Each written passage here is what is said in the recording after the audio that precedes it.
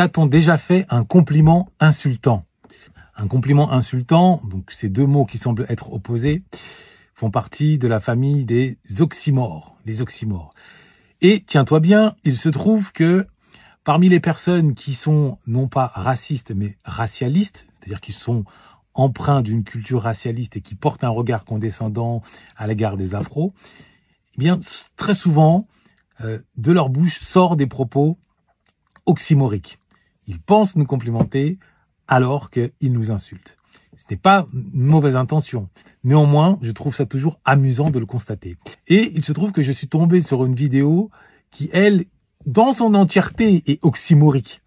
Nous avons là un monsieur, sans doute un descendant de Clovis, à moins qu'il soit un descendant de Jacouille la Frépouille, Dieu seul le sait, qui croit se livrer à une déclaration d'amour à l'égard de l'Afrique, en particulier à l'égard des Africains du continent, vantant leur cœur, leur esprit de solidarité, comme personne d'autre, alors que lorsqu'on écoute attentivement, avec son logos, les liens de jonction entre les éléments qu'il donne et les explications, les liens notamment au niveau des conjonctions de coordination, on découvre que l'on peut difficilement faire plus insultant.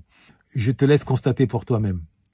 Énormément de Français partent vivre définitivement en Afrique. Pourquoi?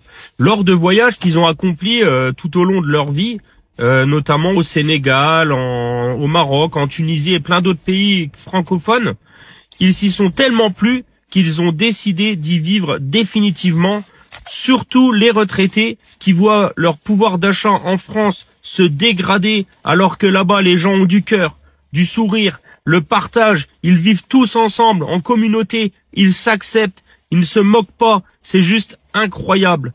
Le cœur des Africains est beaucoup plus puissant que le cœur des Français qui vivent chacun avec l'individualisme, on va dire. La France, c'est devenu très très dur. Le coût de la vie est devenu très très dur et personne ne cède. En Afrique, c'est complètement différent et ils ont bien raison. Et j'espère le faire dans les prochaines années, pas maintenant, parce que évidemment on a des enfants, mais j'espère vraiment venir un jour en Afrique définitivement et partir de ce pays qui est de plus en plus lamentable. Comme tu as pu le constater, l'Afrique c'est un paradis, mais finalement c'est un paradis grâce au franc CFA. Ah, l'Afrique c'est un paradis, mais en particulier pour les personnes âgées. En clair, c'est une belle maison de retraite. Donc s'agissant du dynamisme, de la jeunesse, de l'esprit d'entreprise, d'initiative, de la créativité, pas un mot. Ah, moi-même je vais y aller, mais pas pour le moment parce qu'il y a mes enfants. Évidemment, il y a même le évidemment. Donc en clair, l'Afrique c'est génial, sauf pour les enfants si on veut les garder en vie et protéger. Donc vraiment, ce discours est une pépite, est une merveille, est une masterclass oxymorique à garder et à partager, ce qui nous permet de comprendre la complexité du racialisme. La personne racialiste n'a même pas conscience de l'être. C'est à nous d'œuvrer pour l'en libérer, pour la soigner. Alors il ne s'agira pas du premier combat, bien évidemment. Il n'empêche que quand on s'inscrit, et c'est mon cas, non pas dans une logique séparatiste, mais dans une logique de réconciliation, de cohabitation pacifique, collégiale, c'est un passage obligé.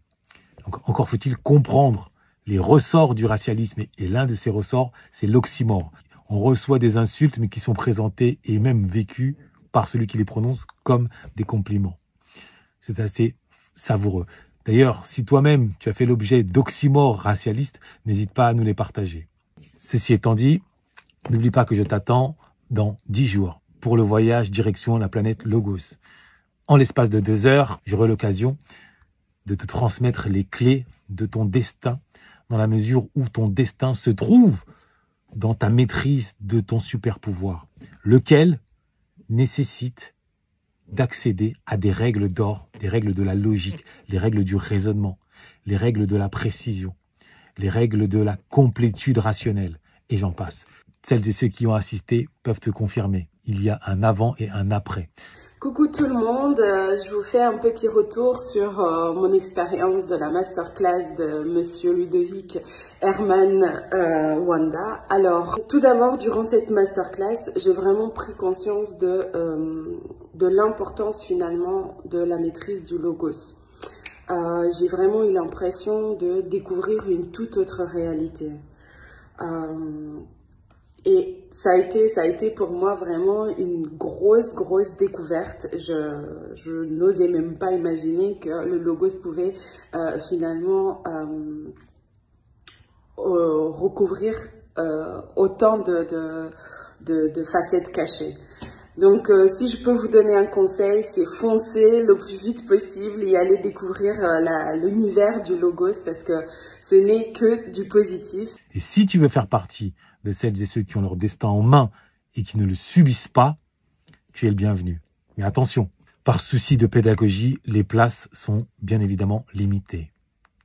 Noblesse oblige.